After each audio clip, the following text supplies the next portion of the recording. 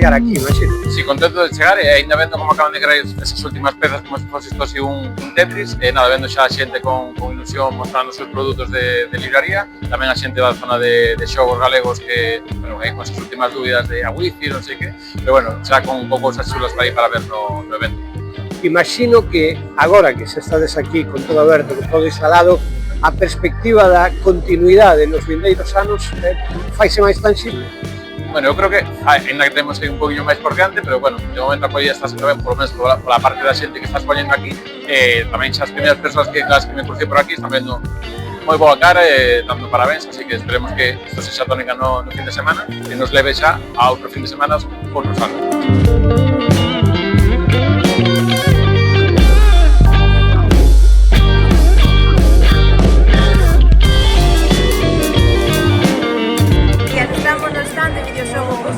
Asociación de Videoxogos de Galicia, na que temos estudantes e tamén desenvolvedores.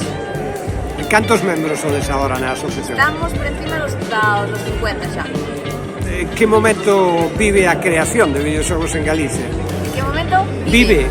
Pois un momento, a verdad, que moi dulce, vou dicir, porque hai moito talento emergente, con moitísimas ganas de facer cousas, e este tipo de eventos é unha mostra de Bueno, o Movie é un reflexo dun sentir de todas as persoas que o iniciamos sobre como abordar o videoxogo na actualidade, que era con seriedade e rigurosidade e non máis alado lúdico e sobre todo abordando como medio de expresión artística e cultural, sobre todo pois, no que abrangue a cultura galega. De feito, o proxecto do videoxogo galego é un dos máis importantes do museo.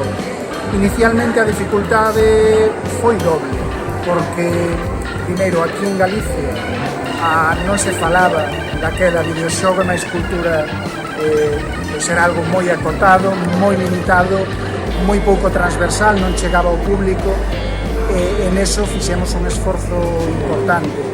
E despois, o que foi montar o propio museo, ofrecer un espazo onde conservar e preservar eses dispositivos e recentemente, hai uns poucos meses, entrando na rede de museos de Galicia, que exixiu un esforzo extra por presentar todos os proxectos que estean baixo a supervisión dos museólogos da rede, non?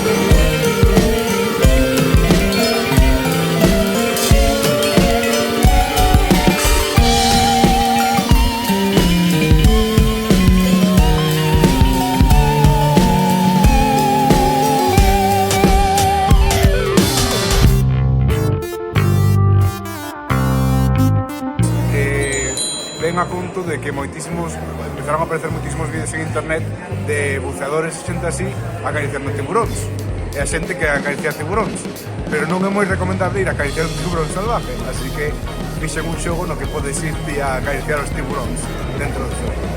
E no de Gardeners Invasion faz dunha persoa que está cuidando do seu xardín e veñen os gnomos de jardín dos teus vecinos a robarte as tuas flores. Así que non queres eso, así que intentas matar esos gnomos de jardín para que non che roben as flores. Sí, porque é un proxecto unipersonal, prácticamente, entón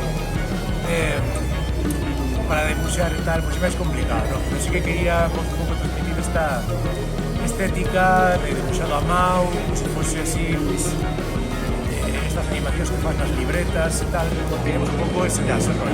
Pues Cartucho Digital es un podcast que tengo con un colega en el cual hablamos de juegos retro. La idea sobre todo es hablarle a un público más casual, no a este coleccionista más de cuánto cuesta un juego, sino quiero que cuando nos escuches hablar te apetezca jugar al juego, descubrirlo. Entonces nosotros también vamos a contarte sus entresijos, cómo se creó, qué problemas hubo, qué juegos han inspirado este juego. Yo qué sé, un juego indie basado en Metal Slug, por ejemplo. Y un poco todo este mundillo del coleccionismo, pero más a la gente normal. Pues es nuestro estudio de videojuegos, somos del máster de desarrollo de videojuegos de la Universidad de Coruña y estamos realizando nuestro trabajo de cinemática y aparte estamos haciendo otros proyectos bajo nuestra cuenta. que hacemos con esto de los disfraces es que todo sea un poco anacrónico. Un hombre para el siglo XV, yo estoy tomando mosquetero, entonces vale caballero medieval. Porque nosotros lo que queremos es que es un poco como un cuento. Si tienes un cuento, un cuento de Jorge, un cuento para los niños no te importa muy mucho exactamente. Es una bruja que tiene que preparar brebajes para luego dárselo a los vecinos del pueblo y te lancen sin problemas y tienes que ayudar. Según la poción que lees, al decir le pasa una cosa u otra y tienes que jugar con el estilo de vender la poción, le vendo o no, y con la Inquisición, que va a estar siempre mirando a ver quién es que estás vendiendo, si le vendes brujería o si simplemente estás tapando a la gente. Hay que tener cuidado, es una época complicada, sí vendes el mentira al niño, pero a lo mejor no deberías tener que tener cuidado.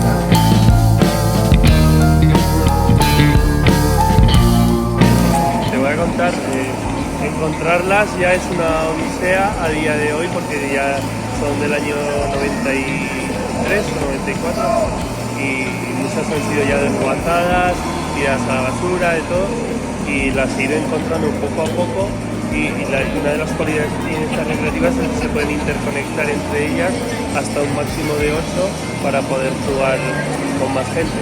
Entonces mi emoción era en el momento que conseguí 2 dije voy a intentar conseguir 4 y luego pues ya fui a por 6 y dije pues ya necesito las 8 porque para no quedarme ya a media y luego pues han tenido que sufrir una buena restauración porque evidentemente monitores, controles, todo eso está en muy mal estado, limpieza, bueno, te puedes encontrar dentro, había suciedad desde los años 90.